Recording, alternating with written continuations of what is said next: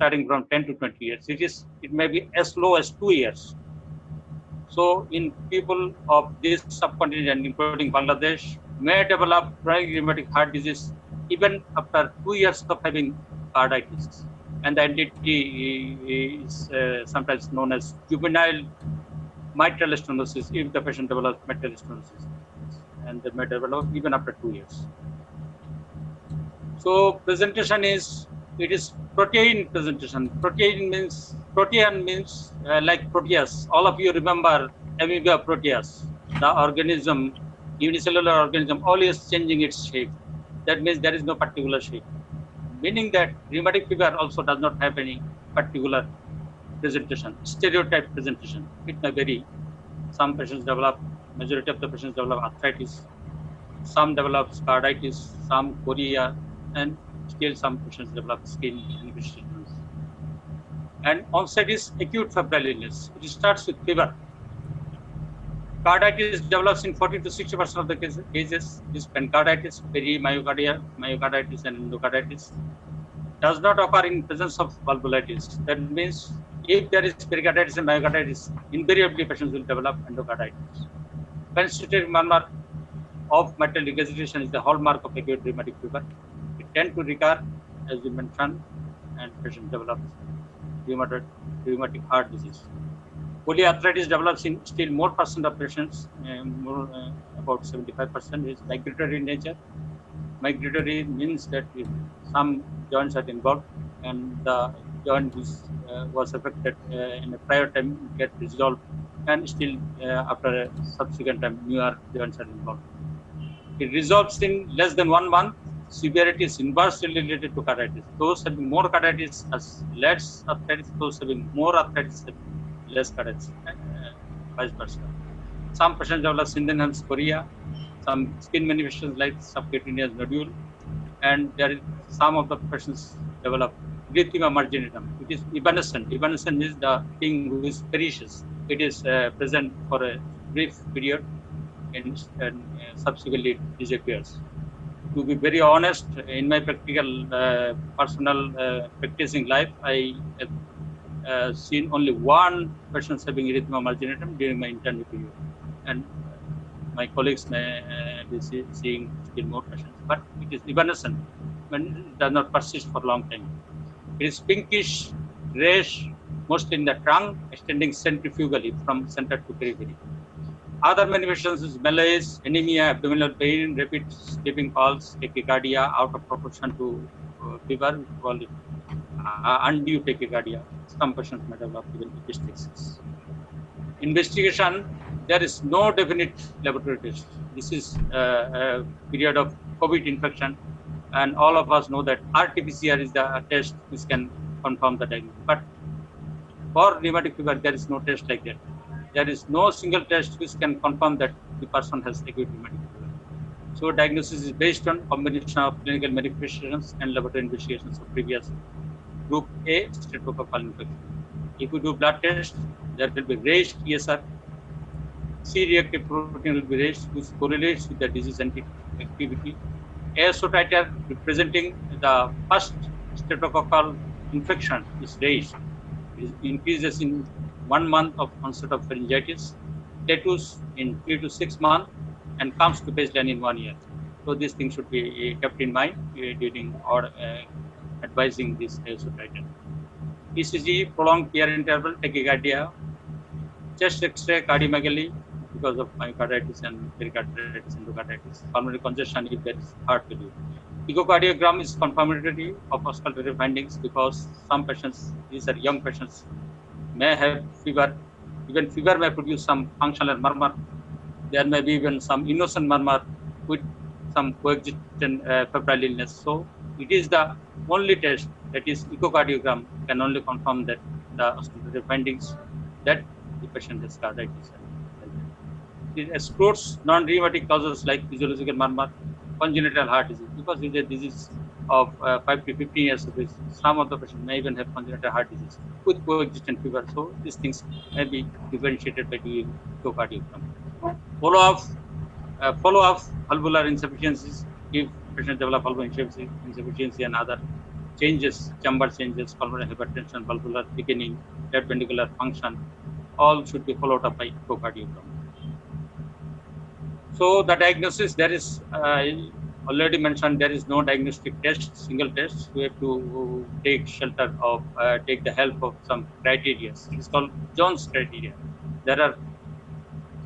This is very interesting that this is the possibly one of the disease who is for diagnosis of which there is repeated recommendations coming, and 4 times in last 6 decades. In 1944, 5 major criteria was suggested. This is from history. In 1956, criteria was modified and minor criteria was added, like arthralgia, fever, elevated fast reactants. In 1965, for the first time, evidence of prior group A streptococcal infection, that is positive sore throat or raised ASO titer, was incorporated as an essential criteria of diagnosis. In 1992, the Jones criteria was revised and is popularly known as revised Jones criteria. It is guideline for diagnosis of initial attack of rheumatic fever. It eliminated various elements from minor criteria. Some abdominal pain and some other things were included previously in minor criteria. Those were included in 1992 in revised Jones criteria. And it listed, very importantly, it listed 2 exceptions that does not need evidence of antecedent group A streptococcal infection. And those 2 entities are chorea and insidious onset carditis. In these particular cases, no first evidence of antecedent gas infection is needed, because the patient develops chorea or patient develops insidious onset carditis after a long time of having sore throat by group A streptococcus, and by this time the titer comes down to almost normal, so it's not needed and it is not of any help in diagnosis. Finally, in 2014, WHO algorithm was recommended for diagnosis of acute rheumatic fever and recurrent rheumatic heart disease. This is WHO criteria for diagnosis of acute rheumatic fever and rheumatic heart disease. They divided the entity in 5 categories. Category 1 is primary episodes of rheumatic fever. This 2 major and 1 major or 1 major and 2 minor manifestations with evidence of preceding group A streptococcal infection. Second category, recurrent rheumatic fever without rheumatic heart disease. This S for primary episode. So these 2, for diagnosis for these 2 entities, the criteria is same. Thirdly, recurrent rheumatic fever with established rheumatic heart disease. That means on the top of rheumatic heart disease, if there is a recurrence, how to diagnose? This is by only 2 minor manifestations with evidence of group A streptococcal infection. Fourthly, rheumatic chorea and insidious onset carditis. Already mentioned, no need for ASO titer. Here, other major manifestations or evidence of group A streptococcal infection is not required, as already mentioned. Finally, chronic valvular lesions of rheumatic heart disease does not need any other criteria, according to WHO. So differential diagnosis, again, the list is very long, as the patient presents with arthritis or some, so the other causes of polyarthritis will be coming in the differential diagnosis, especially migrated polyarthritis. These are post-streptococcal reactive arthritis, occurs after a short latent period. Some patients may develop even streptococcal infection followed by migrated arthritis without involving heart. It responds less well to anti-inflammatory and may be associated with renal manifestations, because some of the patients may cause acute glomerulonephritis like illness, and there is no evidence of carditis in this patient. Secondly, Ritter's disease. Thirdly, connective disease like rheumatoid arthritis, SLE. And the name, one thing to note, our discussion is on rheumatic fever. So it is rheumatic arthritis if the joints are involved. And this one is rheumatoid arthritis. That The rheumatoid arthritis is a disease which came after rheumatic arthritis. So any arthritis, if like that of rheumatic fever, you call it rheumatoid. So main disease is rheumatic, and any arthritis like that of rheumatic fever is rheumatoid. So it's also a differential diagnosis. Others, growing pain is a disease of young tender is the growing pain, especially in the knee, mimic migratory arthritis. Leukemia, some of the patients with acute leukemia may have arthritis. Serum sickness also may present with arthritis, gout, cancer, etc. Differential diagnosis. Secondly, differential diagnosis of carditis. Carditis, differential diagnosis becoming physiological murmur. Some young children may have physiological murmur. Mitral valve prolapse may produce some systolic murmur. Bicuspid aortic valve anemia may produce a physiological flow murmur. Congenital heart disease already mentioned, like VHD, very common congenital heart disease.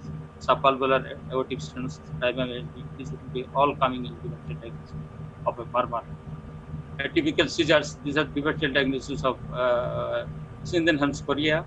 Strait-Bach syndrome also may produce a flow murmur in the pulmonary area.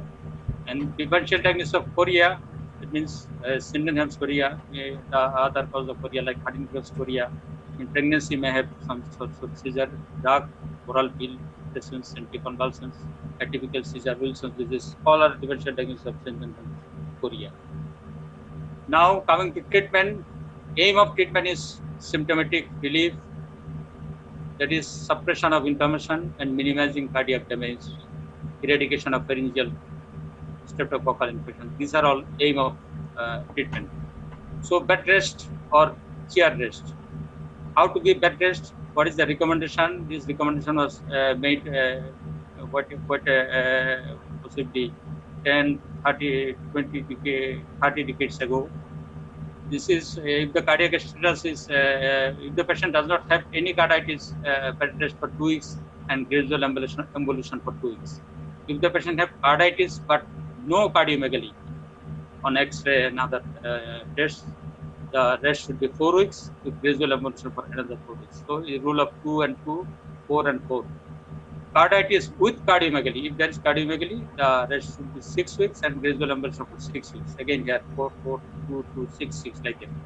But if there is carditis with features of heart failure, then the bed rest will be strict bed rest for long periods, as long as there are features of heart failure and features of heart failure disappears, and patient will have gradual embolization after in a period of 3 months. Anti-inflammatory drugs, aspirin is the best drug, 80 to 100 milligram per kg per day, very high dose. Sometimes it is said that the effect is like that. If the joint pain does not decrease by giving aspirin, it may not be a case of rheumatic fever like that. So its therapeutic trial was practiced at that time previously. Secondly, prednisolone 1 to 2 milligram per kg per day. Duration is 2 weeks, then decreased by approximately 20% each week.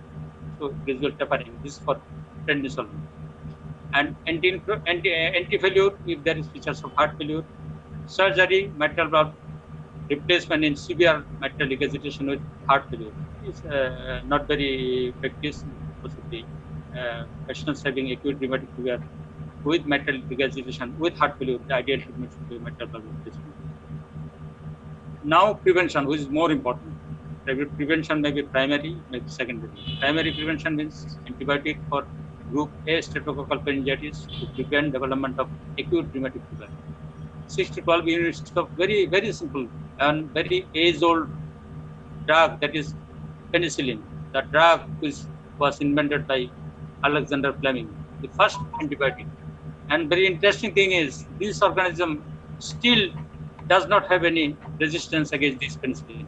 There are a lot of antibiotics coming, newer and newer antibiotics, more costly antibiotics, but still penicillin sensitivity to streptococcal infection still is there. So treatment is easy, but to continue for longer time, we are coming to that.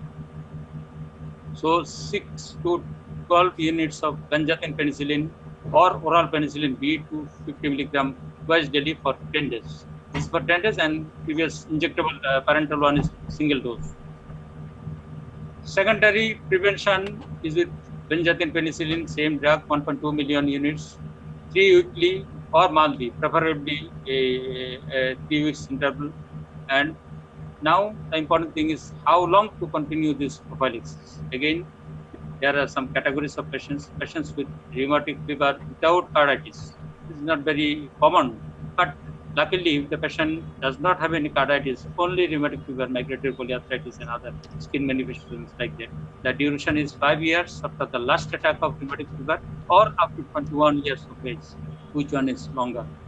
Like that. But if the patients have rheumatic fever with carditis, which is more common, more possibilities, more to develop carditis. But if there is no residual valvular disease or rheumatic heart disease, the duration is 10 years or beyond adulthood, which one is longer.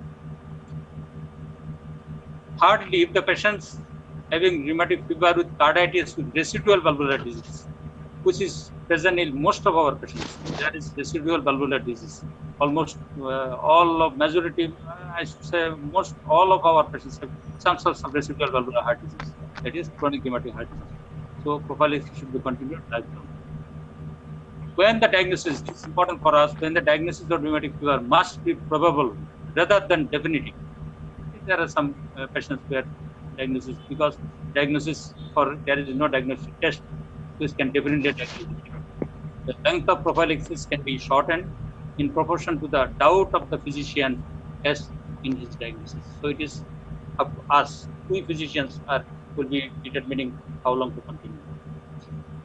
So now this is a very peculiar disease, and this is if I am an examiner, here is Professor Wadud, Dr. Mohsin. I don't know what how these peculiarities are being perceived by them, also my senior teachers. But for these few lines, very interesting to me, very favorite. Most of the time, if I get some chance, I ask my students in the exam in the class. So what are these? Rheumatic fever is an enigma. Enigma means বিভ্রান্তিকর, বাংলায় যেটা বিভ্রান্তিকর বলি, এটা খুবই বিভ্রান্তিকর একটা ওষুধ। Manifestations are protean, as already mentioned, as the organism amoeba proteus always changing. So এটা হচ্ছে বিচিত্র রূপ। বাংলায় যদি বলি আমরা, প্রোটিয়ান মানে বিচিত্র রূপ, আর এনিগমা মানে হচ্ছে বিভ্রান্তিকর। Etiology and pathogenesis, diagnosis, treatment incompletely characterized. So there is a lot of development. We are now in 21st century, but still there is something not very clear. It licks the joint and bites the heart. All of us know it. Children less than 5 uncommonly affected. Recurrence rate beyond age 34 is rare. So less than 5 years uncommon, more than 34 years still uncommon, and rather to say it is rare. The earlier the heart is affected, the more serious the prognosis. This is also a peculiar thing. Most of the disease have good prognosis if it is among the children. If you think of acute leukemia, if you think of nephrotic syndrome, the prognosis is better if it is in a very young age. But rheumatic fever is a disease where the younger the patients, the earlier the patients is affected, the more worse is the prognosis. One attack predisposes to further attack. This is also a peculiarity. And each recurrence increases risk of valvular damage. And the heart is the victim of each attack. No diagnostic test available. Diagnosis depends upon criteria developed and by expert opinion. There is no randomized control trial.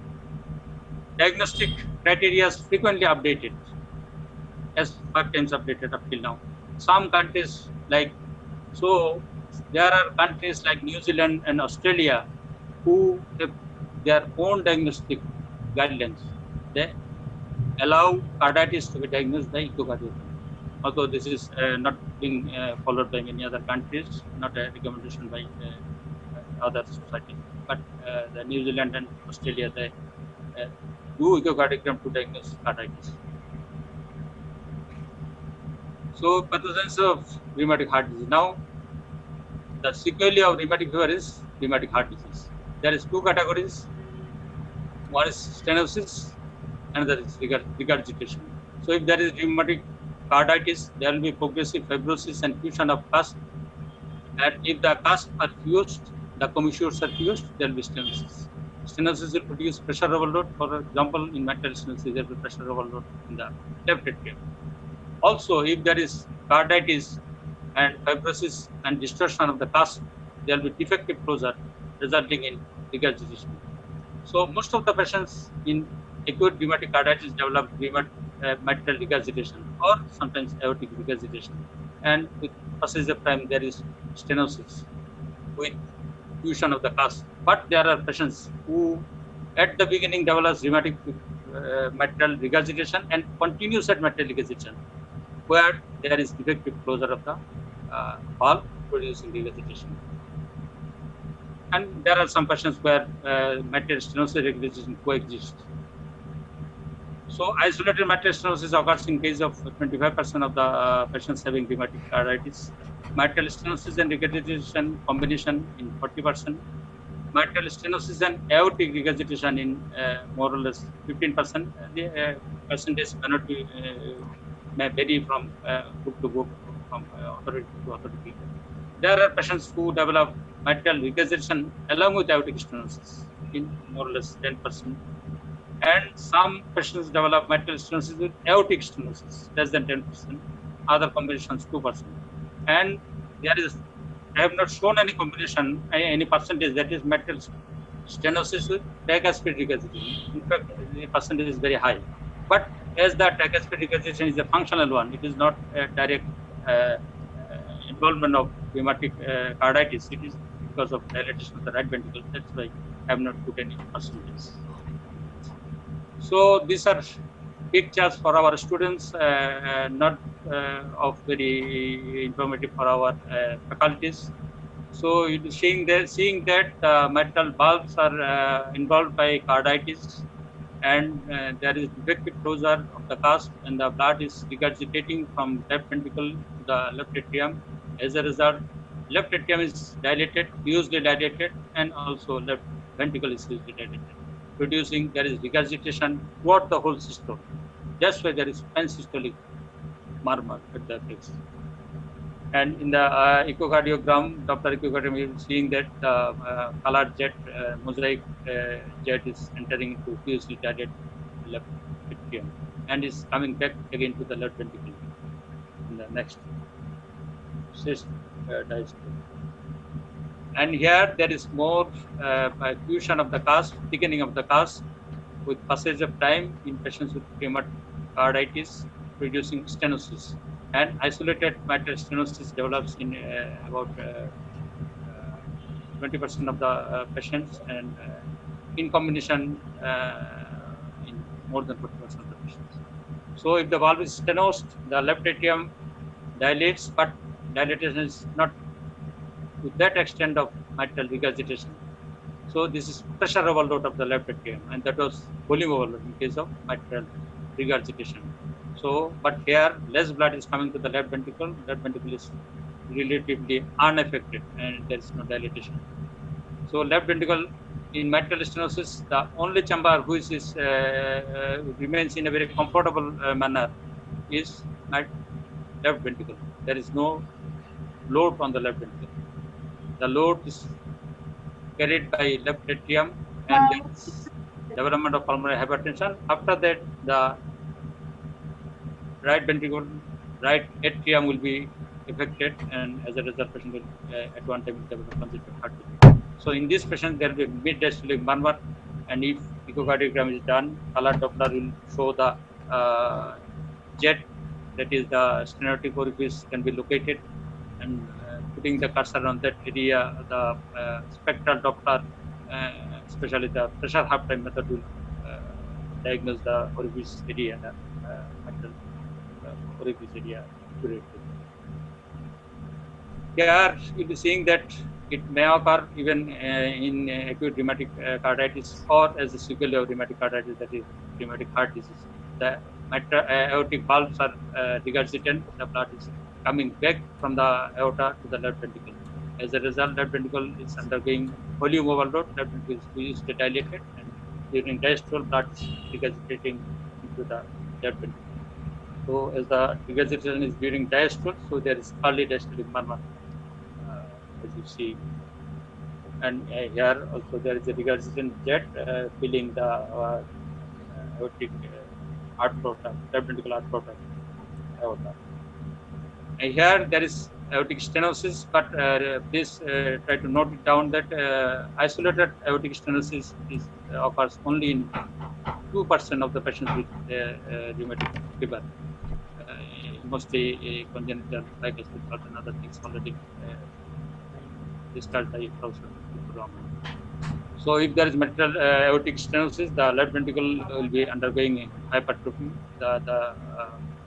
resulting in heaving effects due to the ejection systolic murmur, auscultation, and other attendant findings.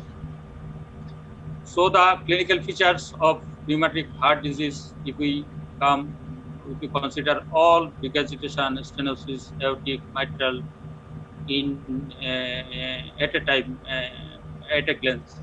So there will be shortness of breath if there is pulmonary congestion. The shortness of breath will be highest in case of mitral valvular disease, if there is mitral stenosis or regurgitation. More so with mitral stenosis. And there will be cough, hemoptysis, plus minus. If there is hemoptysis, you can take that patient has mitral valvular disease, especially mitral stenosis. Palpitation is a feature of mitral valvular disease if there is atrial fibrillation. Also, if there is regurgitant lesions of mitral regurgitation or aortic regurgitation, patient will develop palpitation. Chest pain if patient develops pulmonary hypertension, or sometimes in aortic stenosis if there is left ventricular hypertension. Syncope again is a obstructive lesions like aortic stenosis present with syncope, edema in conjunctive heart failure due to pulmonary hypertension. Most of the rheumatic heart disease patients, if not treated adequately, will develop pulmonary hypertension at one time with attendant features of conjunctive heart failure. So there will be dependent edema. Fatigue, failure to thrive in children because the disease of children, the patient will not be having their usual growth. Weight loss, thromboembolic phenomena if there is atrial fibrillation. Also, it may be due to infective endocarditis mitral prolapse. And some patients may present with stroke, ischemia, abdominal pain, etc. with ischemia. Precordial examination inspection, pulsatile precordium will be pulsatile in case of, again, is for our students. If there is regurgitation, the effects will be pulsatile, like in case of mitral regurgitation as well as aortic regurgitation. The deformity, important thing is if there you have to look for any deformity. If there is deformity, it indicates that the child is suffering from his childhood. So the building chest wall is being deformed because of this valvular involvement. Palpation affects with tapping in case of mitral stenosis, heaving in case of aortic stenosis, thrusting in regurgitant lesions and mitral regurgitation and aortic regurgitation. Left ventricular lift is a feature of right ventricular hypertrophy, secondary to pulmonary hypertension. One thing for our students to remember, not all pulsations, parasternal pulsations are because of right ventricular hypertrophy. Suppose patients have severe degree of mitral regurgitation, the hugely dilated left atrium may produce a pulsation in the left parasternal area. So it is a differential diagnosis of right ventricular hypertrophy, left parasternal lift. Here, because of hugely dilated left atrium, the pulsation will be ill sustained. So the precordium will be going out, again entering inside, somewhat like that of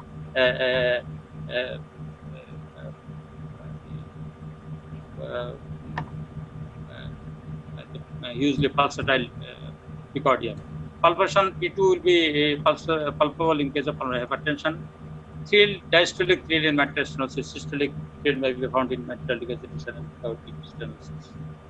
Auscultation sound, first sound is loud in mitral stenosis, the typical feature of mitral stenosis, soft in mitral regurgitation. S2 soft in aortic stenosis, loud P2 is a feature of pulmonary hypertension, and in mitral stenosis, some pliable mitral leaflet produces opening snap and pliable aortic leaflets in aortic stenosis produce ejection clip if not calcified.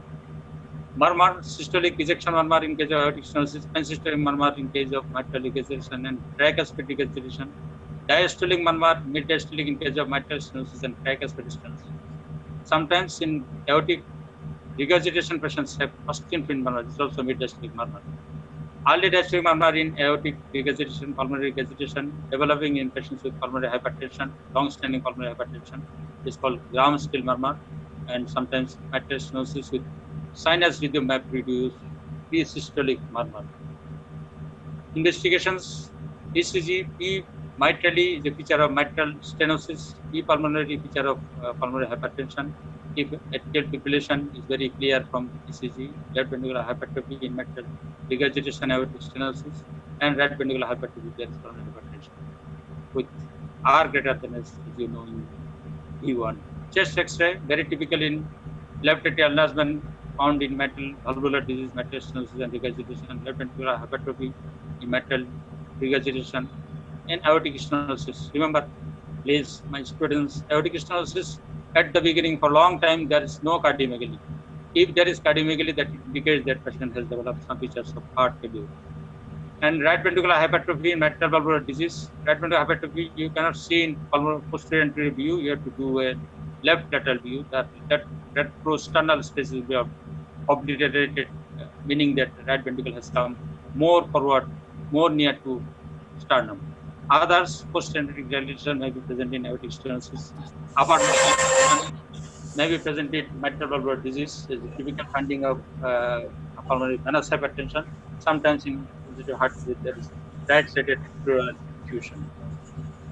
Echocardiogram, the gold standard investigation for diagnosis of any murmur because of either rheumatic fever or rheumatic heart disease is echocardiogram. To start with two-dimensional MOT echocardiogram, chamber dimensions, whether dilatation of left atrium in mitral valvular disease or left ventricle in aortic regurgitation or mitral regurgitation should be, or left ventricular hypertrophy in aortic stenosis is clear from 2D or MOT echocardiogram. Also, we do ejection fraction to determine the time of valvular replacement, if any, needed in future. Valvular morphology, thickening, leaflets, fused commissures, all are clear by this echocardiographic modality in case of mitral stenosis, aortic stenosis, flattering of AML in aortic regurgitation, and decreased mitral orifice area in mitral stenosis, aortic orifice area will be decreased in aortic stenosis, calcification will be clear from two-dimensional echocardiogram. So if we come to treatment, medical treatment is prophylaxis for rheumatic fever. We have to halt the rheumatic process because one rheumatic fever will beget another attack of carditis. One carditis begets another carditis. So to save the valves, we have to give prophylaxis for group against fever infection. And already mentioned, the time to continue is the patient should get it lifelong. Prophylaxis for infective endocarditis is needed in case of aortic regurgitation, mitral regurgitation, aortic stenosis. Not very needed in case of patients with pure mitral stenosis. Diuretics in mitral stenosis, mitral regurgitation, and congestive heart failure. But it should not be given in case of aortic stenosis because there may be some aggravation of symptoms. So it's needed in case of mitral stenosis and there is congestive heart failure. Digoxin needed in case of atrial fibrillation and is a common manifestation among our patients with mitral valvular disease. Beta blockers in mitral stenosis and aortic stenosis. AC inhibitor in mitral regurgitation and aortic regurgitation. Because you have to decrease the regurgitant fraction, you have to use vasodilators like AC inhibitor. Anticoagulants if there is atrial fibrillation with INR keeping between 2 and 3.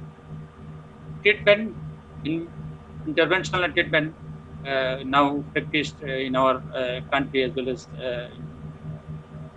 globally is mitral balloon valvuloplasty. In case of pure mitral stenosis, you have to assess the patient for suitability of this balloon dilatation. That is, you have to do some scoring system. And some of the patients, very selected patients, may take the opportunity of newer modality of treatment, intervention treatment like TAVI in case of aortic stenosis. Surgical valvotomy, the age-old treatment was post-mitral commissurotomy using a metallic TUPS dilator from the site of the introducing through the apex. And secondly is open mitral commissurotomy. That means opening the mitral orifice and the OT, the surgeons do all these procedures, CMC as well as OLC in case of mitral stenosis. Mitral valve repair in case of mitral regurgitation. This is now practiced more and more.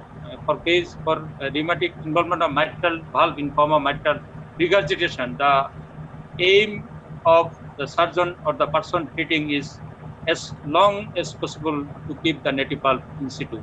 That is repairing the mitral valve, and this is practice. This is being done in many centers, and trying to keep the native valve in situ with a plastic operation. That means repair of the chordae tendineae, shortening of chordae tendineae, and some other surgical plastic procedures.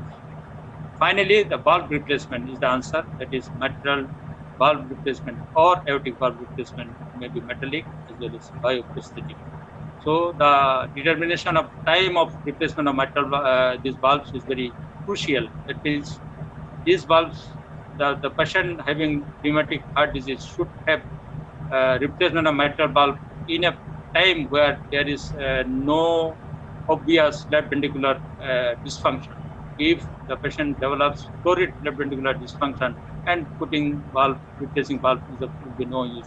Rather, this valve replacement may aggravate the condition of the patient. So, the time of replacement of valves should be determined by repeated annual testing like chest X-ray to see the cardiac shillot diameter, ECG, as well as echocardiogram and Doppler examination, and to determine the time of valve replacement when needed. Starting with bioprosthetic valve in some patients, if the patient is of younger age, and going to metallic valve older other conditions which determines which mandates metallic valve replacement. So in conclusion, I have come to the end of my presentation. So rheumatic fever and rheumatic heart disease are still prevalent in Bangladesh, but the thing is that possibly we cannot give so much attention to this rheumatic fever and rheumatic heart disease, as the ischemic heart disease is a more burning issue, and we are having more and more ischemic heart disease patients, more and more research on ischemic heart disease, newer models of treatment with ischemic heart disease, and because of this our preoccupation with this coronary artery disease or ischemic heart disease, the patients having rheumatic fever as well as rheumatic heart disease are not having that much attention, in my opinion. So the one thing is to look for, because it's still prevalent in our country. Treatment of rheumatic fever and consequent rheumatic heart disease is expensive. The drug for prevention is not very expensive, but thing is that's penicillin. But thing is, we have to continue the drug throughout the most of the time for a very long period of time. If the patient develops symptoms, the treatment of heart failure, treatment of valve replacement, treatment with pulmonary percutaneous transluminal mitral commissurotomy, that is mitral balloon valvuloplasty, is very quite expensive for our country. And another thing is the patients having this rheumatic heart disease are not very well-to-do patients. You'll be seeing that most of the patients are coming from low middle class, even some poor class family. That's why for them it's really hard. And already mentioned this balloon dilatation of the mitral commissure valves practiced in our ICBD and some other centers also. We are also trying to do that. And placement of prosthetic valves are costly. Placement of prosthetic valves is also done in our Chittagong Medical College because we have our cardiac surgery department. But still, these treatments are expensive. We have to procure the bulb, very quite expensive. Timely prevention is the answer. It can only reduce the burden. And clinical research may explore different aspects of rheumatic fever and rheumatic heart disease. You'll be seeing that newer and newer infections, like this is the COVID era. We did not think that a virus like coronavirus will be coming and being a havoc in our country and globally.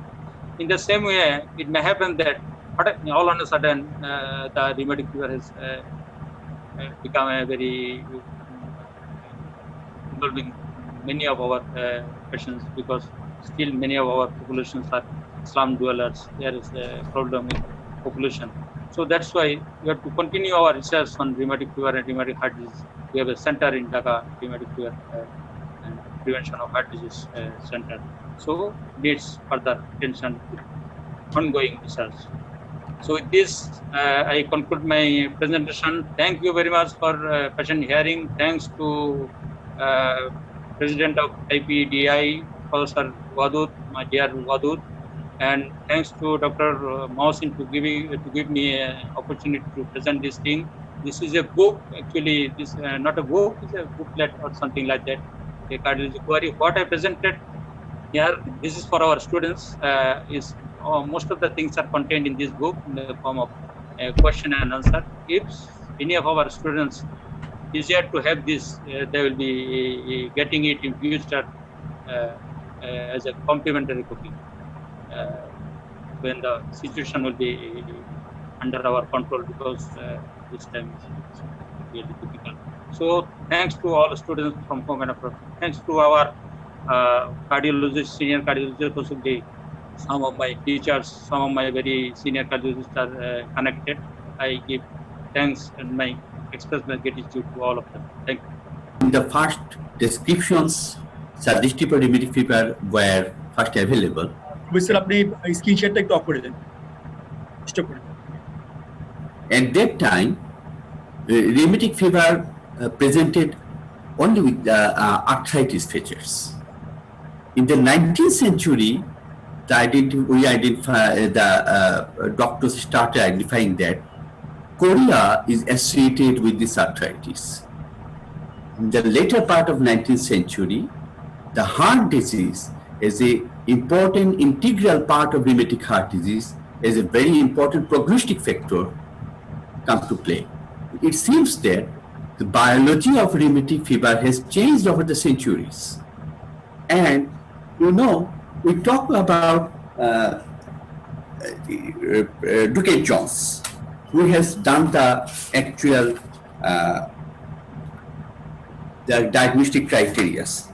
But do you know the doctor who actually first described all the features, the components of rheumatic fever, that include fever, arthritis, pericarditis, endocarditis, pleurisy, tonsillitis, rashes, chorea, and nodule?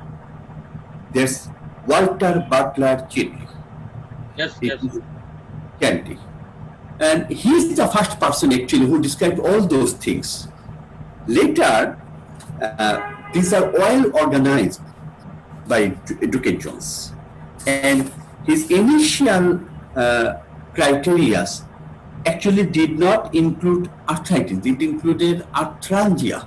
But over the years, it is found that arthritis should be taken into consideration, not arthralgia.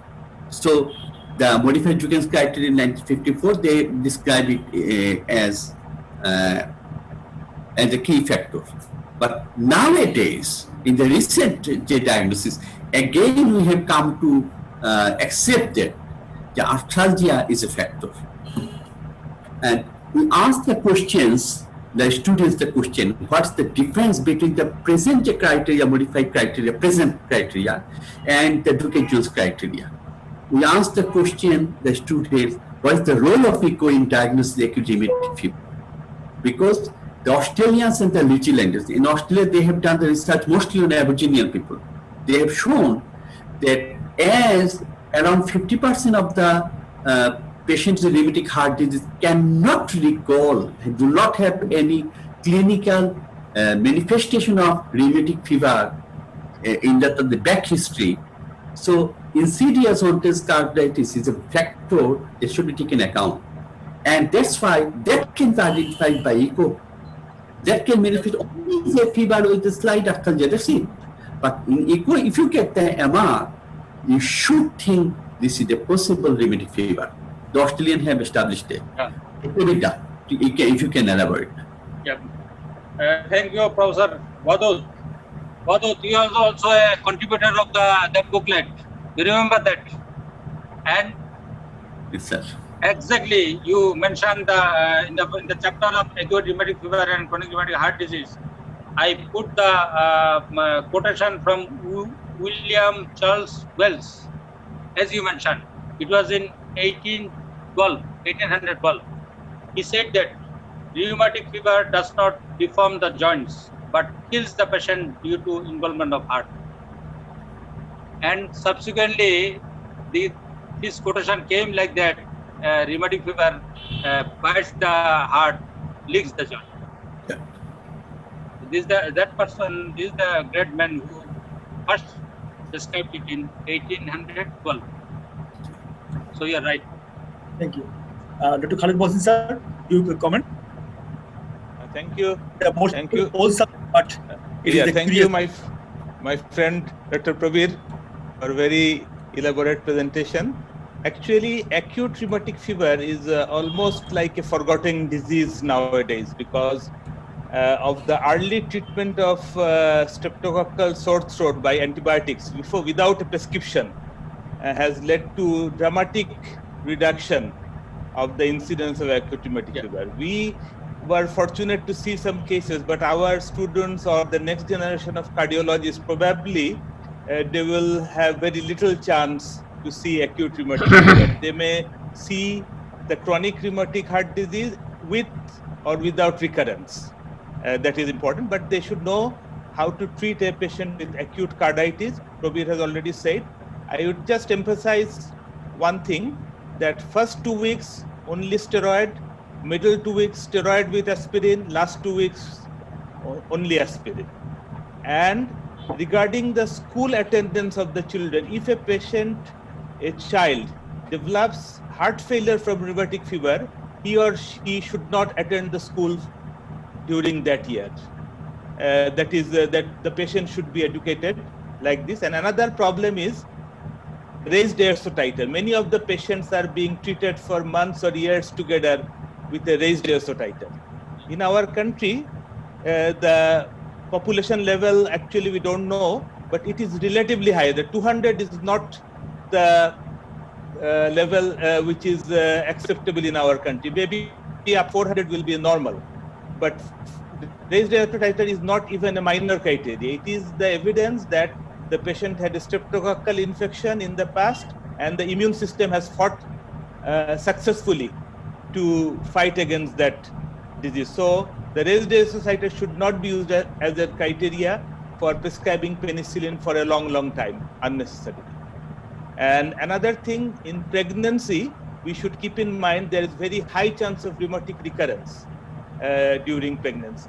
So we must take care of the patients with rheumatic heart disease very meticulously.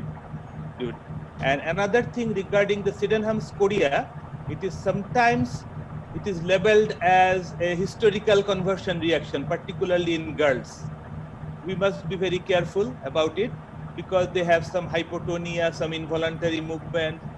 The tongue behaves in a bizarre way. The objects fall from their hands, so we must evaluate them very carefully. They should not be considered as a historical conversion reaction. So thank you to dear friend Prabir for very nicely covering all the aspects. And thank you so much. Thanks to all the participants and the panelists. Dr. Tanvir, do you hear me? Yes, sir. Sir. Please ask your question. Thank you, sir, for your nice presentation. Sir, I have two questions. Number one, sir, why rheumatic heart disease is more common in female? And number two, sir, in reverse Jones criteria, there is a divided in high risk group and low risk group. which groups is involved in belong the under of high risk group, and which groups belongs the under in low risk group? Thank you, sir. Dr. Prabir. Prabir, sir. Thank you, Tanvir. Very difficult question. Difficult in the sense that why God is so unkind that after having rheumatic fever, although rheumatic fever is equal in both male and female, but the females are being affected more in the form of rheumatic heart disease. You'll be seeing that most of the autoimmune diseases are more common in case of female. If you think of SLE, it is 9 times more common. If you think of rheumatoid arthritis, also it's 9 times. Only ankylosing spondylitis is more common in male. And so, as a rheumatic fever is also autoimmune reaction against developing against the glycoprotein of our heart valve. So, possibly in that way, the females are being more affected in rheumatic process in the form of chronic rheumatic heart disease because of autoimmune nature of the disease. And your second question is Jones criteria. High risk and low risk, sir. Actually, in my presentation, I have not divided the questions like that, high risk or low risk. But one thing at the end, I mentioned that there may be some, as it is not a definite diagnostic criteria to diagnose the disease. So you may have some doubt regarding the diagnosis as a physician, as a cardiologist. So if you think that the manifestations of these patients is not, to me, is not like that of a high risk patient, you can think that as low risk. And for these patients, the duration of penicillin prophylaxis should be determined by you. The committee cannot recommend how long to continue. It is being given at your disposal. That you are the person to, as a physician, to determine which patients up to this fulfilling criteria, which are low, which are high risk patients. So, can I put in something? Please. Actually, it's the prevalence. It's the prevalence in a country where the prevalence is high, or in a community where the prevalence is high. You should lower the threshold. That's the point. Actually, not high risk, low risk. Where the patient with a certain feature is more likely to have actual rheumatic fever, and where with the same feature the patient is less likely to have rheumatic fever. That's the point. Because the symptoms, arthritis, fever, arthralgia, rash, everything, that can occur with any fever, any viral fever. Can I add so that's why we have no criteria. Yes. And that's why rheumatic fever is an enigma. I want to add something. In case of, we do ask some questions. I am actually wanting to say this question. I'm not going to answer that because my students, of course, should know this. In the second part, they should know this. We do ask, what are the evidence of group A streptococcal infection? Evidence. What are supporting evidence? Minor criteria and supporting evidence, both are different things. Students may make the mistake of mingling this together. No, you should not. Some are the minor criteria, some are the supporting evidence of preceding streptococcal infection. Second, what do we mean by group A beta hemolytic streptococcal? What is beta hemolysis? What is alpha hemolysis? What is delta hemolysis? We ask that question. We do ask, what is the pathogenesis of acute rheumatic fever? What is the role of M protein? Remember, M protein helps in attachment. Capsulation helps the organism survive phagocytosis. They prevent phagocytosis. The strain which is both encapsulated and have M protein are the rheumatogenic strain. We do ask how much of the sore throat are group A streptococcus infection. Provita, can you answer that? Yeah. This important thing is that also frequently asked to the students, as Professor Wadud mentioned, there are some, they say that there is no particular rheumatogenic state, but there are some particular nephrogenic state. This Streptococcus beta hemolyticus produce two diseases. One is acute glomerulonephritis and there is acute rheumatic fever. But the difference is for prevention of acute rheumatic fever, we have to give penicillin prophylaxis. But for prevention of acute glomerulonephritis, no prophylaxis with penicillin is suggested. Why is the difference? Because the organism is of same class. The answer is, although there is definite nephrogenic stain 4, 12, 49 or something like that, only 4 or 5 like that, there is no definite rheumatogenic stain, meaning that many serotypes of this streptococcal infection may produce acute rheumatic fever.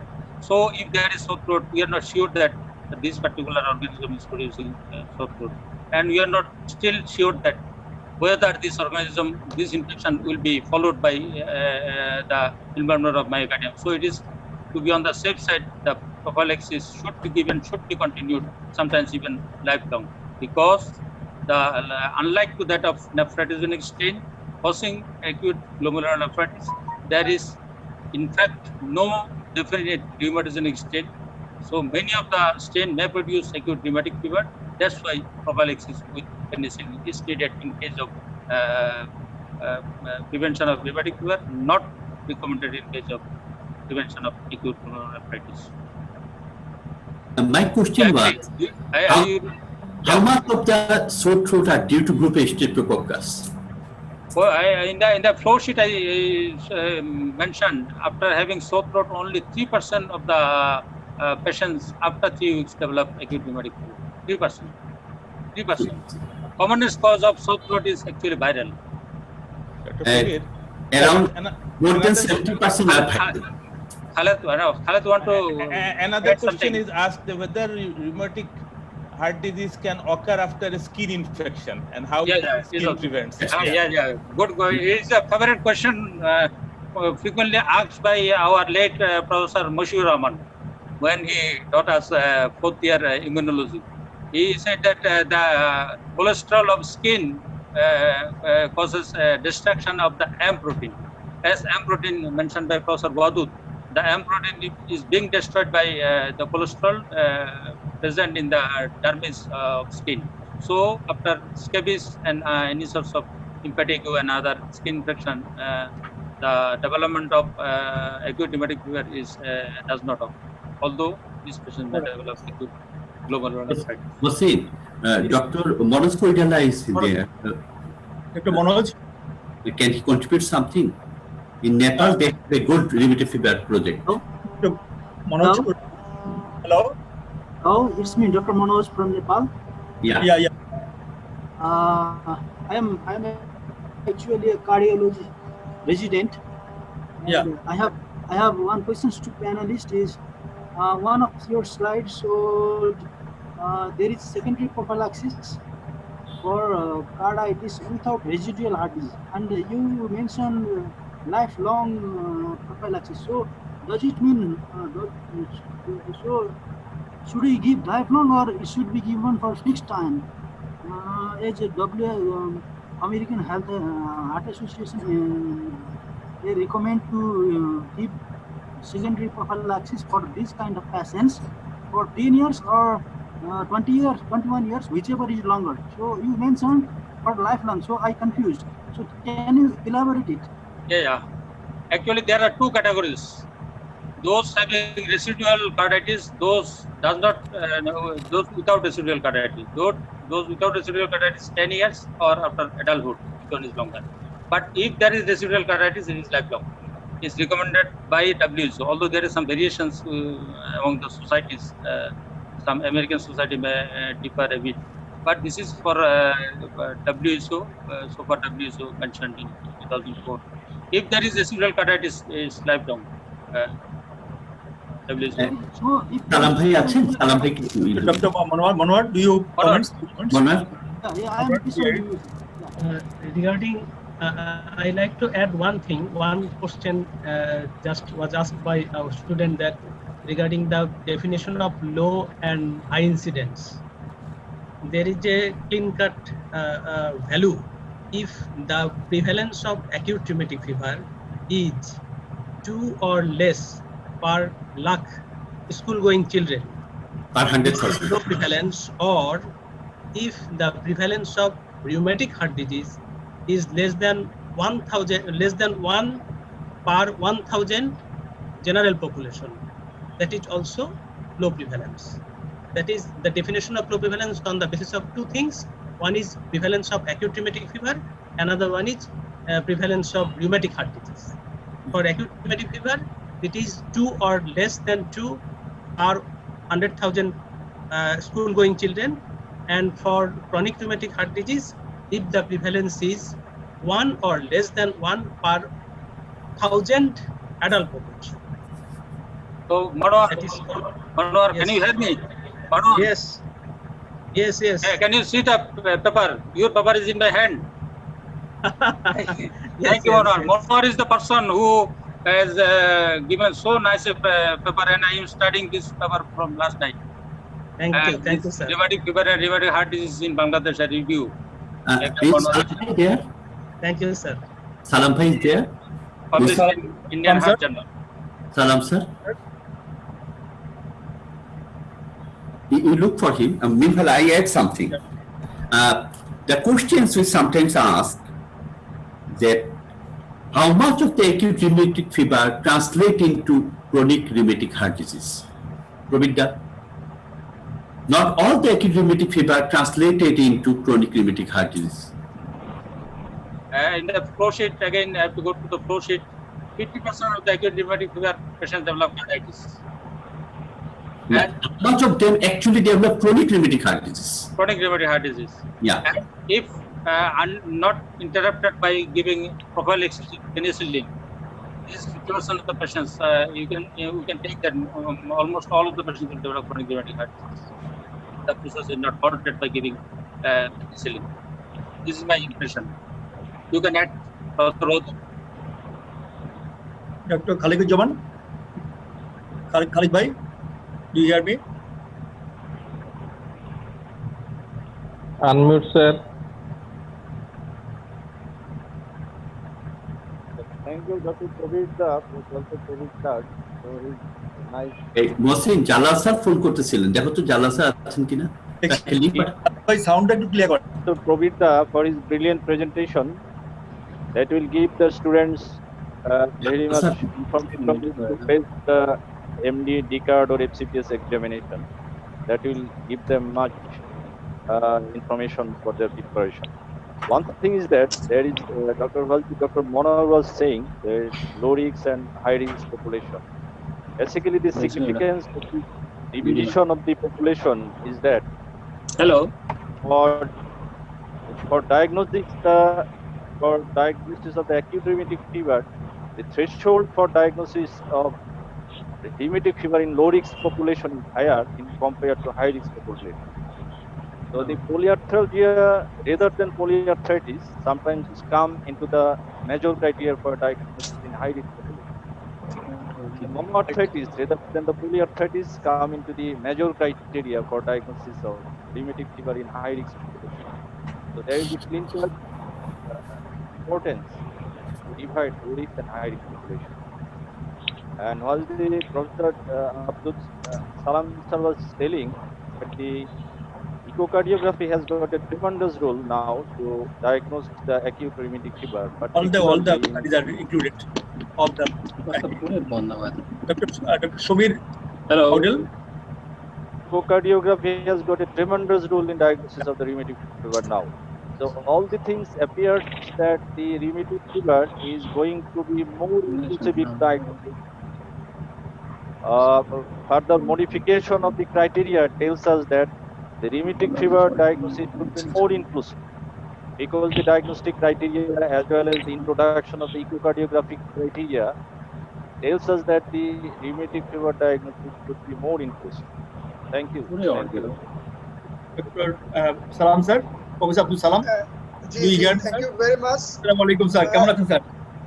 আলহামদুলিল্লাহ, তোমাদের সবার দোয়ায় আলহামদুলিল্লাহ ভালো আছি। Why less than 5 years the rheumatic fever uncommon?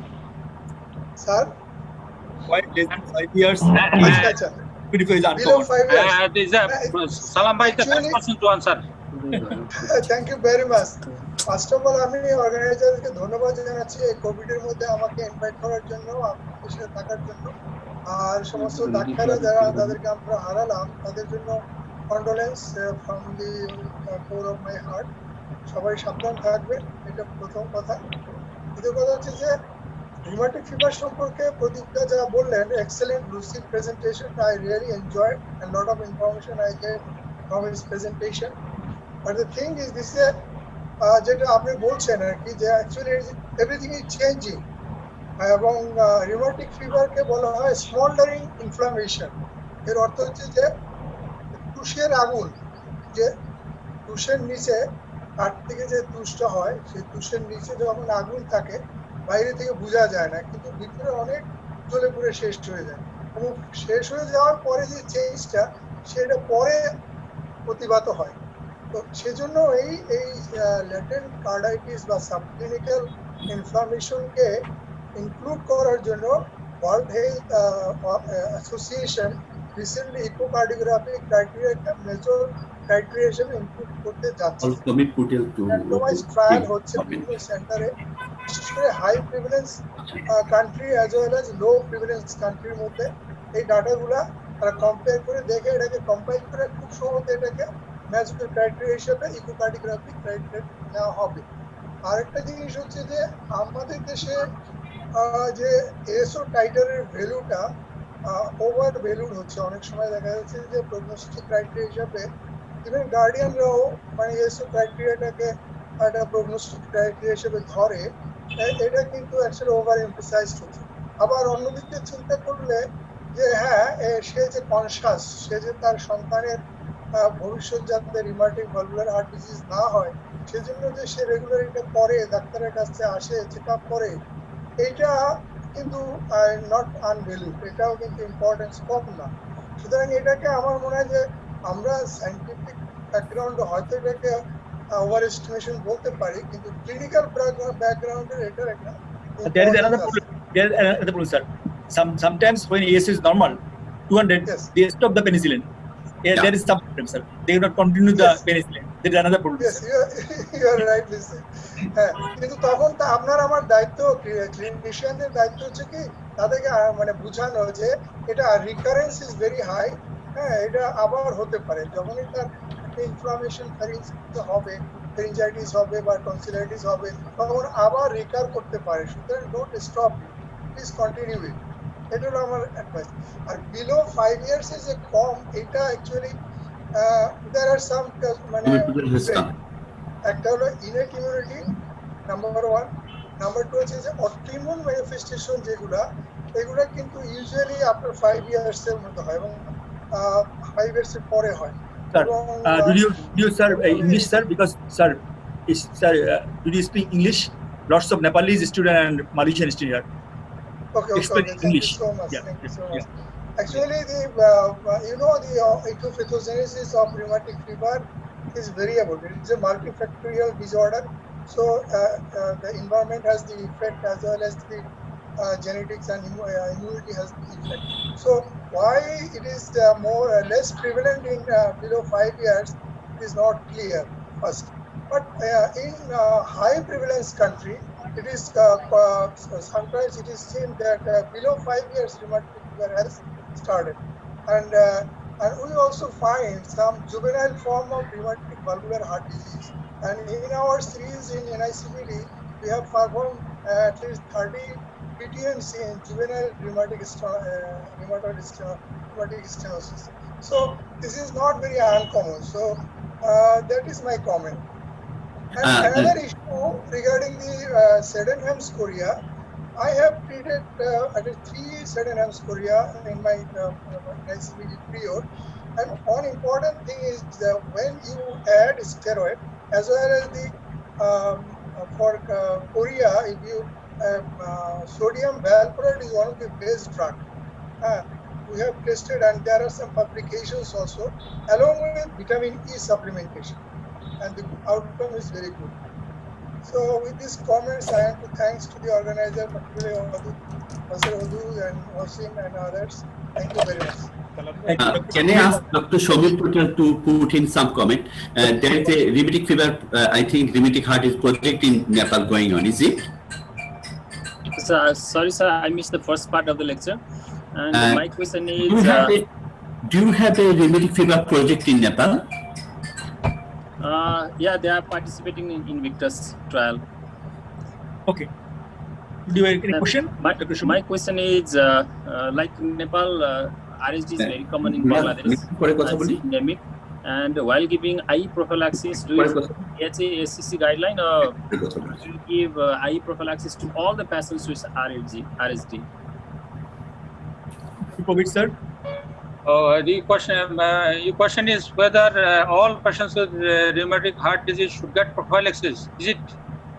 Yeah. Do we follow AHA guideline and give IE prophylaxis to selected patients only, or do you give IE prophylaxis to all the patients with RSD? Like those. I am of the opinion that not of the opinion. My advice or the conventional teaching is, if there is rheumatic heart disease, the patient should get prophylaxis. But prior to that, you have to be sure that the rheumatic heart disease is because of rheumatic in origin. It is not otherwise disease, congenital heart disease, or some other degenerative heart disease.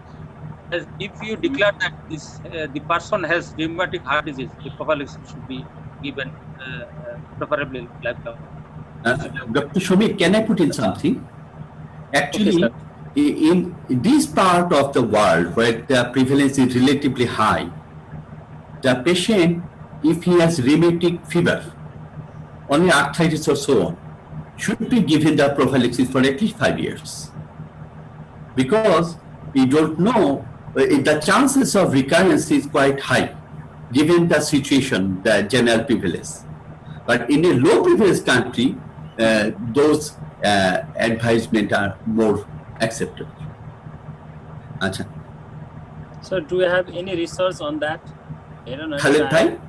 Yeah. You want to put in something? Do you have any research on that? Wadud, regarding the less prevalence before 5 years, I think the children are not exposed to external environment because they start going to school around the age of 5 years. And that time they are exposed to the environment too much. Before that, I think they are in a protected environment at home. And I don't know whether the maternal antibodies protect the children to some extent after birth. If there should be some insight into that hypothesis as well. I am of the opinion of Dr. Khaled. Actually, the prevalence is highest between 5 and 15 because this is the time when they get the infection from surrounding by contagion as with their mates and other people of the society. Another thing is, as an autoimmune disease, if the immunity is not of that extent, even after having the infection, there will be no reaction against that M protein. So, for development of immunity, reaction against any protein material, the age is a factor. To develop antibody against M protein, this also may be a factor. Can I ask the audience a question? All the senior ones. What is the oldest patient you got with acute rheumatic fever? Oldest age, in your experience? Possibly all faculties. Yeah, question open to all faculties. All faculties. Diman Bonig? Diman sir? Oldest age in your experience, personal experience. এটা তো খুব পাওয়া যায় না। Remember, just you know, I have got a patient 40 plus, a female, who developed actually acute rheumatic fever, and actually after her death, we retrogradely go through all the papers and investigation. We found that we missed the diagnosis of acute recurrence of rheumatic fever. I still could not forget that patient. That's the oldest patient I got. She was 41 years old. She was a case of acute rheumatic fever or acute recurrence on the top of rheumatic heart disease. Recurrence rheumatic fever. Recurrence. Yeah. She has chronic rheumatic heart disease, very stable for many years. I got 38. Everyone was thinking of infective endocarditis. We didn't start the stairway. She developed arrhythmia, acute pulmonary edema, and died. And after going through the paper and the other evidences, we found that actually she had a recurrence of acute rheumatic fever. Her SO titer was very high. Dr. Dimanda? I want to add, sir, I want to add two things, sir, okay, in this aspect. In my postgraduate exam, in my postgraduate exam, I faced two questions like this. One is how a patient, one patient was of mine, mitral stenosis, and the examiner, I don't want to mention the name, they asked me why this is not a Caricom's murmur. So for the students, Caricom's murmur is also an early diastolic murmur of rheumatic carditis, which occurs early phase of rheumatic fever. Then it should know how to differentiate between a Caricom's murmur and murmur of mitral stenosis. And another question is what Dr. Wadud was saying, that in another exam I also faced that they came and in the long case they came and asked, this patient has got recurrence of rheumatic fever. How will you exclude this? So these two questions, I think so, should be clear and to the students. We also sometimes ask the question, what is the reason of development of Caricom's murmur, a diastolic murmur in acute rheumatic fever? What is the cause of the regurgitated murmur in acute rheumatic fever?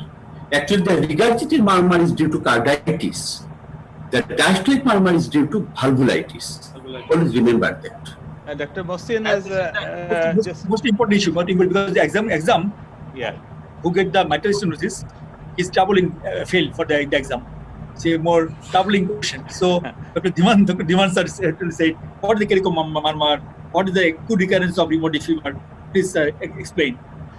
In case of Caricom's murmur, we usually find in a young person actually, and it doesn't have the characteristic finding. It's a diastolic murmur, no doubt about it, but it doesn't have the low pitch, rumbling, and with pre-systolic accentuation. These are the features which are absent, and the classical, the tapping, apex beat, and the other things are not found.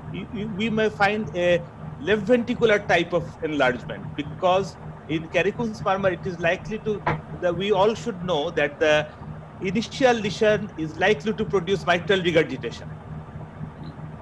This is the dominant lesion in part of acute rheumatic. First heart sound will not be loud in Caricom's. It's soft. It will be soft. It is associated with MR. So the person is soft. Yeah.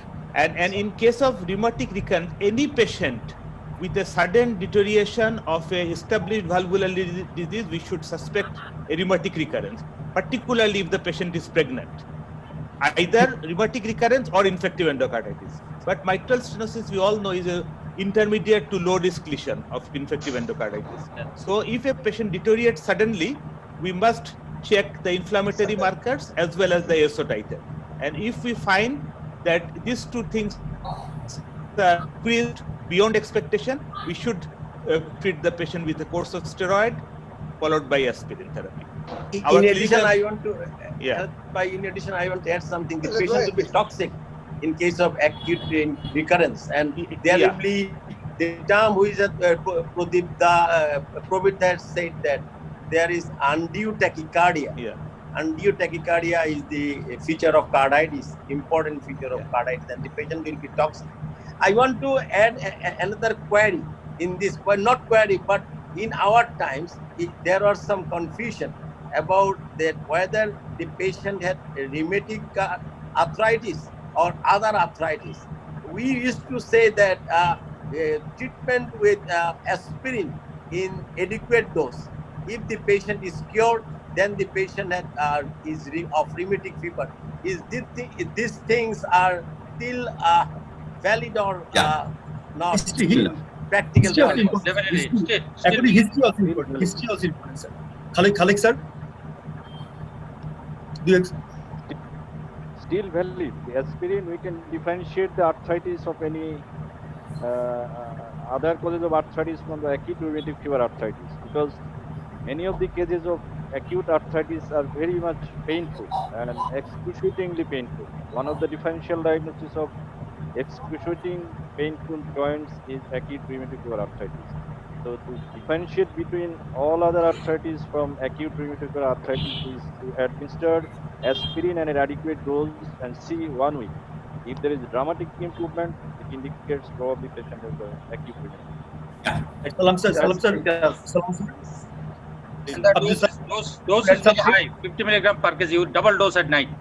Right, dose is most important dose. Right. Salam, sir. Do you have 50 milligram per kg, something? you double dose at night. Right, high dose, 50 milligram per kg, double dose. Salam, sir. Professor Abdul Salam. I want to add one point. Yeah. Keratoconus marmara, which is early diastolic, that is due to the inflammatory edema of the mitral leaflets, not due to the regurgitation. That is the pathology. That's why I want to add it. That was the Include edema, question. right? Yeah. Initially edema There is followed by why edema followed by regurgitation or why stenosis? It is also peculiar. It differs from patient to patient. Asif. There is the opening stub in case of keratoconus marmar. It also differs between the mitral stenosis. Dr. Arif, do you hear me? Yes, sir. Hello, sir. Yeah, hello. Yes, sir. Please read the question put in the chat box. Thank you, sir. Professor has nicely described the acute rheumatic fever, which is very important for all over the time in our country. So there are lots of questions. One by one, I am asking you. The number one question is why rheumatic fever is not developed after 40 years or elderly patient.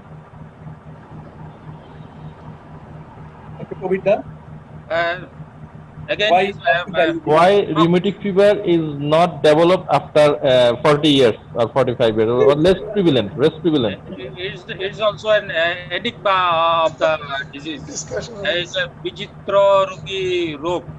Enigma Bangla আমি dictionary থেকে বের করেছি বিচিত্র রূপ। তো এটা 40 এর পরে কেন হবে না? Why that disease is does not develop rare, not develop, rather it is rare, not very documented. Actually, there is no clear explanation. Nowhere in the literature it has been stated. Manwar, do you Possibly why it is not add something. I think there is no exact explanation for this. Yeah. Sir, I was looking for the answer in Google. Can I add something? Yes, sure, sir. Sure, sir. Yes, sir. We also asked some questions. What are the antibodies that develop after group A streptococcal infections? I was saying, I do ask, what do you mean by beta hemolysis? In question group is out. A, what is group A? What is group B? Who has done this grouping? The Lansfield. Lansfield is actually a lady. Lady, we do not know that. Rebecca Craighill Lansfield. Rebecca Lansfield. Such a name, we do not know that she is a lady. I just come to know recently that she is a lady. She is not a man. But my hats off to her. And we do ask, in a patient with first ASO titer, I find 1:40. Why will I call it significant? Whether it has to be more than 1:400 to call it significant. Actually, fourfold rise. If the second titer is 1:160, 4 গুণ বেড়ে গেছে, 4 times rise, it is significant. It has not caused it. So either a very high level of ASO titer, more than 400, or the cutoff point that has been set for that particular country, that should be the cutoff point, or the fourfold rise of titer. Rising titer is much more important. That's the evidence of rheumatic fever. Again, if there is other antibodies, what are the other antibodies? We do ask anti-DNase, anti-streptolysin, low titer, except that, what are the other antibodies? We do ask that question. We do ask what is the pathognomonic histological feature of acute rheumatic fever. That's a rheumatic nodule. We do ask what is the structure. We do ask how does the throat resulted in a disease in the heart? Why this happens? What is the pathogenesis? You do have to have, as a student in the exam, we want you to have very clear conception about why this is happening. And this is the thing, like mitral stenosis, acute rheumatic fever, if you do not know the treatment, you should not be a cardiologist. Right, sir. Sir, thank you, sir. It is observed that the prevalence, it is not like that. It does not occur after 40 years, but the prevalence is very less. And the eldest patient diagnosed with acute rheumatic fever is about 76 years old. He was diagnosed as a case of acute rheumatic fever. And Wadhu sir was asking about the Ashoff nodule. It is a very pathognomonic sign. During our student life, we frequently uttered this term, Ashoff's nodule. Thank you, sir. Dr. Nina Islam was joined with us, and she put few questions. The first question is rheumatic fever due to cross immunity, or there is also autoimmunity? It is. Is rheumatic fever due to cross immunity or autoimmunity? Nina is working in possibly rheumatic fever. Yes, sir. Yes, sir. So she is an authority. Yes, sir. He is the person who will be answering is in most perfect way. But still. But she is not with us now. Thank you, Nina. You are stimulating our thinking process, or you are testing us. I don't know what is your intention. But still, thank you for that. It is actually antibody cross reacts with the sarcolemmal protein of valve. The valve, there are many sarcolemma, there is the valve. The streptococcal infection, as soon as there is infection in the sore throat, in the form of sore throat, there is formation of antibody against it, and for that it needs about 3 weeks is needed, 3 to 4 weeks. And as soon as there is formation of an antibody, this antibody gets some other place where there is the antigenic similarity. It is called antigenic mimicry in the language of microbiology. So as soon as there is antigenic mimicry, the antibody quickly goes to sarcolemma of the myocardium and the valve, and there is reaction. And there is antigen antibody reaction followed by type 3 reaction, that is the antigen antibody complex, followed by activation of complements and attended features of inflammation. So you are telling it's a cross immunity. It's a cross immunity, right? You can say, because antibody is not his antibody. Antibody again. His body's antibody formed against the microbial organism and injuring his own tissue. So in that sense, it may be also an autoimmune disease. Sir, do you add something?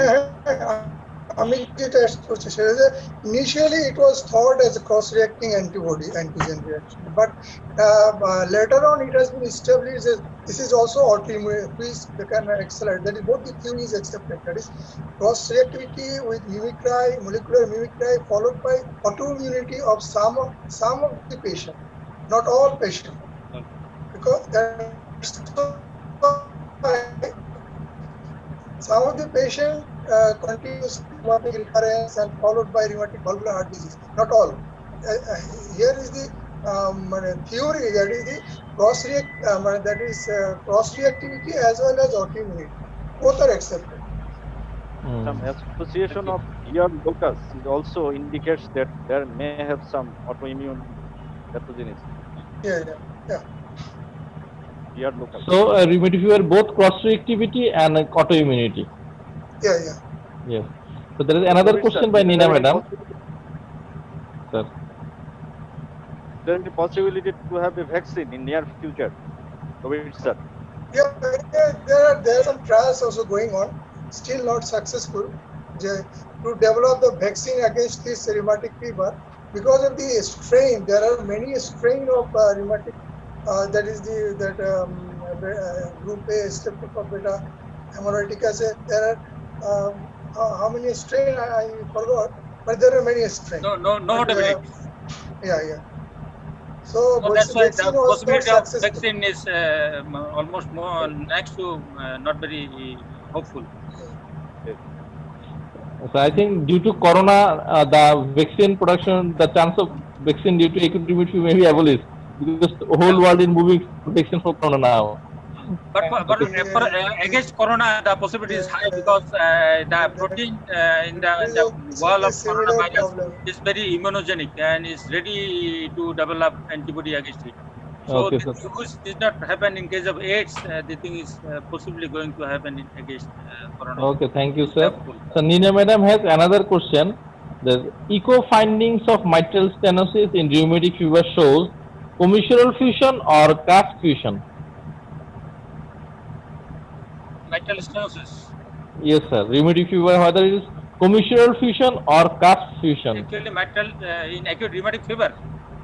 Yes. Chronic MS, sir. Chronic mitral stenosis. MS, in mitral stenosis, the main thing is commissural fusion. The commissure become fused, Yes, and at the same time the body become distorted. But the main thing is this commissural fusion, resulting in a narrowing of the orifice. And that cast gets fused along the commissure. And the commissure. So is there any chance of cast fusion in advanced stage, advanced case? Fibrosis in the commissure, and the distortion is not that much. If there is commissural fusion along with distortion, the patient will develop mitral stenosis along with mitral regurgitation. So there is chance of cast fusion in advanced case. To Mona, do you add something? Actually, fusion occurs between commissures. Exactly. Not between the other surfaces of the leaflets. Exactly. Right. Commissural fusion does occur, not other parts of the leaflets. Not other Okay. parts. Thank you. So there is no cast fusion. Okay, may I say something? Yes, sir. Yes, sir. Separates along the commissure. They fuse along the commissure. Yes. As simple as that. The cast cannot get attached to anywhere. They come into contact along the commissure. They get fused along the commissure. They get puckered because of the shortening of the quarter tendon. They get puckered, and then the patient develop mitral regurgitation as well. And the leaflets, there is nodule, and which contains the ash of nodules, and these are developed along the valvular part, along the margins, and this creates the thickening of the valve leaflets, and there is then degenerative calcification. Okay. May I add one thing? In addition, I have to add one thing. Dr. Diman. Dr. Diman. The commissural, in some books, it is written that commissural fusion is the hallmark of rheumatic heart. It's rheumatic heart disease, commissural fusion. Commissural fusion. Okay, thank you, sir. Sir, what are the low risk, moderate risk, and high risk major criteria for Jones? I think it has been already discussed. Yes, sir. Yes, sir. Okay. Okay, so another question is, as the recurrence of rheumatic fever. Can I put in something? Yes, sure, sir. Sure, sir. The question was invalid. There is no high risk, moderate risk, and high risk. There's the high probability of developing this is rheumatic fever, while the low probability. That depends upon the prevalence of rheumatic fever in general in that particular population. Yes, sir. The question didn't understand what he is saying. Okay. Let's go through the textbook, then you will get the answer. Okay. So as the recurrence of rheumatic fever is very rare after 35 years, so is there any justification of giving rheumatic fever prophylaxis beyond 35 years? Govinda. No, there is two things. One is incidence of rheumatic fever is rare after 34, but that does not say that recurrence is rare after 34. Right. Because he or she already had rheumatic fever, so she has a preponderance to develop rheumatic fever. She is not a case like some others who is developing rheumatic fever for the first time. We are saying that rheumatic fever is acute rheumatic fever is rare after 34 years. It's the first attack, not the recurrence. Recurrence may occur, as the case mentioned by Professor Wadud. Right.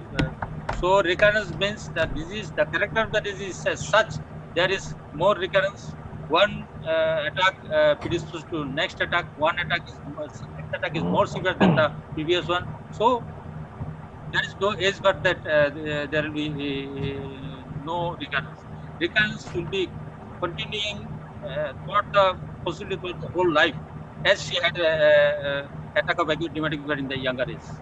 So she is not like that of acute rheumatic fever for the first time in a person after 34 years. Not like that. Thank you. Can I add something? I always tell my patient who doesn't have any rheumatic heart disease but has had history of rheumatic fever. I tell them, you are taking this medicine or you are taking this injection, painful injection, because not that you have a disease, but to prevent the occurrence of a disease. তোমার রোগ নাই, কিন্তু রোগ না হওয়ার জন্যই তুমি ওষুধটাকে খাচ্ছ। That you have to understand. You don't have the disease as yet. The patient who doesn't have any rheumatic heart disease are very reluctant to continue the prophylaxis for 5 years. But you have to make them understand why they should take it. But once the disease is there, tell them, একবার যদি হয়ে যায়, if once happens, if it touches your heart, you have to take this lifelong. So please take it for 5 years. Get rid of this disease. Get rid of the chance of developing this disease. You'll be free after 5 years or after 21 years of age. Make them motivated like that. So Dr. Chitra Raj Sharma wanted to know what is the reason behind peer prolongation in case of acute rheumatic fever. Is it a feature of carditis? Inflammation. Conduction tissue is a specialized type of muscle. Inflammation reduces the transmission of the impulse. Yes. That's why the peer interval is there. Peer interval is prolonged. But remember, peer interval is not very common. It's not very common. In tachycardia also, peer interval will be Tachycardia is more common, right? She also wanted to know what is the logic behind the use of penicillin prophylaxis every 3 weekly. To be more sure. Prophylaxis. Why every 3 weeks? Why not more frequent or less frequent? Why it is given 3? Why 3 weeks? Why is not chosen? more frequent or why not less frequent? Right, sir. Why not more frequent? What? Why 3 weekly? Why 3 Why not weekly? 4 weekly like that? Yes, sir. Oh yeah, it's by various trials. It has been found that giving the injection in a dose of 12 lakh long-acting penicillin every 3 weeks, the disease may be prevented. With some sorts of experience by expert like that. If we give 4 weekly injection instead of 3 weeks, the bioavailability of the injection may be less. The protection throughout the 4 weeks may not be up to that much. That's why fixed is 3 weeks. Then you can say that why not more frequently? Very painful injection. If not mandatory to prevent infection, giving more frequent injection will lose the cooperation of the patient. Patient will not be. Can I add something? For any disease occurrence, there are three factors: the host factor, the organism factor, the environmental factor. Now, a patient who is taking the penicillin prophylaxis, if that person lives in a comes from a well-affluent family where the hygiene is quite all right, the chances of developing a streptococcal infection from a crowded place is much less. So that person can be given 4 weekly. And actually it has been shown the inhibited concentration of penicillin tapers down after 20 days. For a person who is less likely to acquire that infection can be given 4 weekly, but who has the chance of getting the infection again, they should be given 3 weekly. Thank you. Dr. Shumir has a question. Dr. Shumir Paul has a question. Dr. Shumir, do you hear me? Shumir, do you have a question from your chat box? Please read this. So the next question Dr. Shumir Paul, Arif, just Dr. Shumir he is not in the net now. There is net problem. He's with us. I see the video here. Okay. He asked, you give the all sorts of patient in children or any guideline to follow to the antibiotics for the sore throat. Aram bhai, do we give antibiotic to all children? Or any guideline? Salam, sir. But that's the problem. Okay, Dr. Khalid Hossain, sir. Do you give antibiotic for all children? Actually, what Prabir has said, that majority of the sore throat are due to viral infection. So we need to we just take a throat swab. We don't need to culture, just for detection of antigen. This is the way to screen the patient. And actually, nowadays, when the patient gets a sore throat, the parents usually start the antibiotic before coming to the physician. So if the antibiotic is already started, I think it's better to complete the minimum duration to prevent the antibiotic resistance. In the other way, if the patient comes directly, I think it is better to, we can just by the physical examination of the throat, it gives an idea whether it's a viral sore throat or a bacterial sore throat. It's very easy to differentiate. We can do it, or the ENT specialist can do it, and the throat swab, the antigen detection by the throat swab is a very different. But when there is a benefit of doubt, I think the favor should go in favor of the antibiotics, because the antibiotic has got very less side effects. The phenoxymethyl penicillin or the erythromycin or a single dose of benzathine penicillin, I think the benefit of doubt should be in favor of antibiotic rather than not treating the patient. Regarding another thing that what Prabir has mentioned, very interesting topic, the post-streptococcal reactive arthritis. It is a condition which is seen that the axial skeleton is involved, including sacroiliitis, in a patient with chronically high ASO titer, and this group of patients should be under eco-surveillance because they may develop late evidence of carditis in the follow-up. So, and they whether or not to give them a disease-modifying anti-rheumatic drug, it is also debatable, but they should be under eco-surveillance. Thank you. Thank you. Already 2 hours has left. I think last question here. Are you very question? Just last question. So I am taking from one question from Manoj Koirala.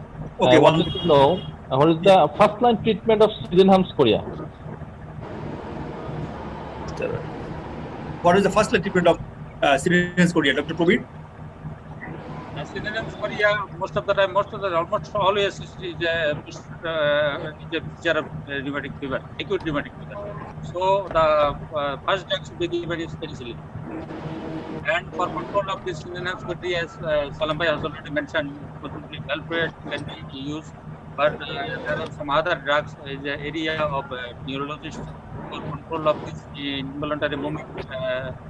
Possibly haloperidol. Haloperidol is yes. Thank you. Yes. Haloperidol. Yes. Very good memory. Haloperidol is most of the patients we have seen. Haloperidol along with this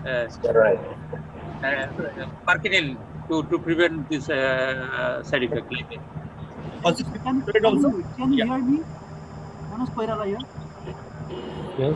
Manoj Koirala? Yeah. So I have one question, last question, sir. Yeah.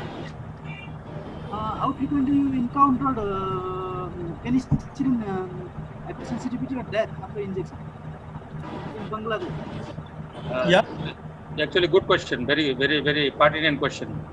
So before hypersensitivity. Before pushing penicillin, the skin sensitivity should be tested and is a must, because if there is any reaction, it is a life and death question. You are going to give penicillin to save him from rheumatic fever, but you are causing another casualty.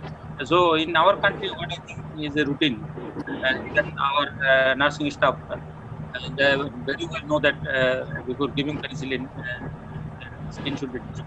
If there is a thank you, sir. After giving intradermal injection, penicillin injection will be. Thank you, sir. Can I add something? Manoj, I have a question to you.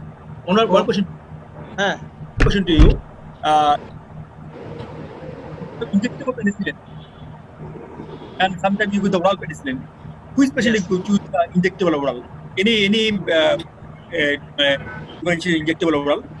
Injectable penicillin has got better efficacy in prevention because of the patient compliance and constant drug level, minimum drug level that is required for prevention of this disease. Another one is that in case of benzathine penicillin, this is a long-acting penicillin that is given intramuscularly. Yeah. In that case, I think routine testing for hypersensitivity is not needed because this is not given IV. Yeah. Okay, thank you so much. But before the first dose, you must check the hypersensitivity. Right. First dose should be checked. Right. Yeah. How Thank can you, it be everybody. checked? Okay. Everybody. You can dilute. Mohsin, Yes, sir. Dilute the benzathine. আমি যেটা বলছিলাম যে oral পেনিসিলিনটা এটা কিন্তু MT স্টোমাকে দিতে হবে যদি কেউ অ্যাডভাইস করতে হয়, কারণ মানে food and other things hampers the absorption. Okay, thank you. Yes, this is very important. Mohsin, Yes. 1 minute for me. Yeah. Can I see? Can I? Yes. Sure, sir. আমি একটা সহজ প্রশ্ন মাঝে মাঝে আমার স্টুডেন্টদের করি, very simple question, why rheumatic fever is included in the textbook of cardiology? Fever is the area which is dealt by internist. This is the cause, this causes heart disease.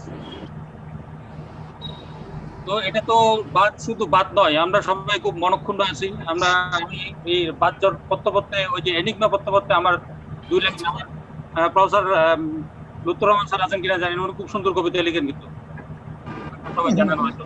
তা আমি লিখেছি হচ্ছে বাত জ্বর, তুমি নাও মামুলি বাত, নাও তুমি শুধু কোনো জ্বর, তুমি বিচিত্র রূপী, তুমি শোনা যাচ্ছে? আবার বলি, তুমি নাও মামুলি বাত, নাও তুমি শুধু কোনো জ্বর, তুমি বিচিত্র রূপী, তুমি বিভ্রান্তিকর, তুমি কামড়ে ফেলো হৃৎপিণ্ড, তাই এত জটিলতা, তাই এত কাণ্ড। সবাইকে ধন্যবাদ। Thank you, sir. Sir, do you hear me? এটা আমি বলছিলাম যে পেডিয়াট্রিক এজ গ্রুপ কিন্তু up to 18 years of age, সেজন্য কার্ডিওলজি বইতে রিউমাটিক ফিভারের কমপ্লিকেশন গুলো দেওয়া ঠিক মানে যেটা নিয়ে যারা ডিল করে আর কি। তো এটা আমাদের পেডিয়াট্রিক্সে কিন্তু এটা টেক্সট বুকে, প্রত্যেকটা টেক্সট বুকে আছে রিউমাটিক ফিভার। রিউমাটিক ভালভুলার ডিজিজটা সেটা কিন্তু আবার আমাদের পেডিয়াট্রিক্সের বইতে নাই। Thank you. আমরা একটা নজর দিয়ে নাই। Thank you, sir. Dwadu, sir. We have discussion. Today we have a very lively discussion, a very good presentation, and a better discussion, and very interactive. Everybody contributed. Professor Prabir, we are really grateful to you for your beautiful presentation, and all the panelists, all the audience, and those who have questioned, we really enjoyed the session. We hope even in this time of desperation, we'll be continuing the medical education side. At least it gives some solace to our life, some encouragement to us, some hope that life must go on despite all the hardships, all the losses. But we should always remember those we have lost. We should always pray for them. And we should also pray for those who are still quite ill, and hoping that all of you would remain safe and sound in future. Professor Mosti. Thank you, sir. Thank you, sir. Thank you, Professor Prabir Kumar Das, for the brilliant presentation. Also, panelists, Khalid Mohsin sir, Khaliquzzaman bhai, Dr. Manwar, Dr. Manmonik, also Salam sir,